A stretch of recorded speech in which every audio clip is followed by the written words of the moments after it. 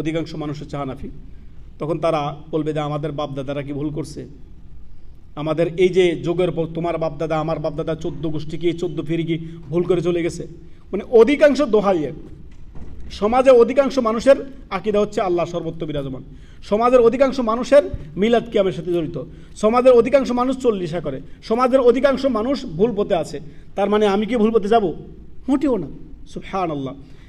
একজন দেখেন, আপনি যখন এই এত সুন্দর পরিবেশ থেকে, একটি দ্বীনি পরিবেশ থেকে যখন আমাদের দেশে আপনি প্রবেশ করবেন, যাবেন নিজ নিজ গ্রামে যাবেন, দেখবেন আপনার পার্শ্ববর্তী সুদখোরের বসবাস, আপনার পাশে গ্রামে আপনার পাশের বাড়িতে সুদখোর, বেনামাজি, আপনার বিভিন্ন পাপাচারী, বেহায়া বেপরদানারী, আরও যত চতুর্মুখী ফেতনা হতে পারে, আপনার দিন পালনটা আপনার জন্য কঠিন করে দিবে। মানে প্রেক্ষাপট অর্থাৎ আপনার আশপাশ যে দিন পালনের অনেক বড় ভূমিকা রাখে, যে আপনার সঙ্গী সাথীরা যদি বেদিন হয়, এই প্রভাব কোনো না কোনোভাবে আপনার উপরে পড়বে। আপনার উপরে না পড়লে আপনার পরিবারের উপরে পড়বে, আপনার ছেলে সন্তানের উপরে পড়বে। আপনি তো ছেলে মেয়েগুলোকে বেঁধে রাখতে পারবেন না, এরা তো ঘুরবে ঘাড়বে, তো সেটা প্রভাব পড়বে। তো আমাদেরকে যা করণীয় সেটা হচ্ছে, প্রথম আল্লাহ তাআলার যে আদেশ, ইয়া আইয়ুহাল্লাযীনা আমানু, হে ঈমানদাররা, কু আনফুসাকুম, আগে নিজে, ওয়া আহলিকুম নারা, প্রথম নাফসি করেন। এই চতুর্মুখী ফিতনার সময় আপনি প্রথম নিজে এবং নিজ পরিবারকে রক্ষা করেন। আল্লাহ তাআলা স্পষ্ট বলেছেন সূরা তাহরিমে, ইয়া আইয়ুহাল্লাযীনা আমানু কু আনফুসাকুম ওয়া আহলিকুম নারা ওয়াকুদুহান নাস ওয়াল হিজারা, হে ঈমানদাররা, জাহান্নামের ইন্ধন থেকে, যে জাহান্নামের ইন্ধন হবে মানুষ এবং পাথর, সেই জাহান্নাম থেকে নিজে এবং নিজের পরিবারকে বাঁচাও। সমাজ আপনার সাথ দিবে না।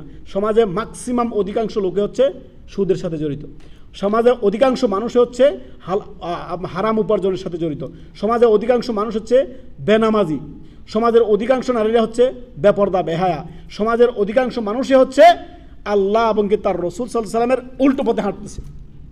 এই জন্যই তো রাসূল সাল্লাল্লাহু আলাইহি ওয়াসাল্লামের একটি ওই আয়াতটি, ওয়াকালা রাসূল ইয়া রাব্বি ইন্না কওমি ইত্তাখাযু হাযাল কুরআনা মাহজুরা। রাসূল সাল্লাল্লাহু আলাইহি ওয়াসাল্লাম আল্লাহর কাছে অভিযোগ করবেন, নালিশ করবেন, এই জাতি আমার যে কওম রয়েছে তারা কোরআনের পথ, ইন্না কওমি ইত্তাখাযু হাযাল কুরআনা মাহজুরা, এরা আমার পথ ছেড়ে দিয়েছে, কোরআনের পথ ছেড়ে দিয়েছে, আমার দেখানো ছেড়ে যাওয়ার রাস্তা তারা ছেড়ে দিয়েছে। সুবহানাল্লাহ। অত সহজ বিষয়। অতএব প্রথম কাজ হচ্ছে নিজে নিজের পরিবারকে জাহান্নামের আগুন থেকে বাঁচান। নাফসি করেন। আল্লাহ তাআলা আপনাকে আপনার পরিবার সম্পর্কে, আপনাকে অধীনস্থদের সম্পর্কে জিজ্ঞেস করবে।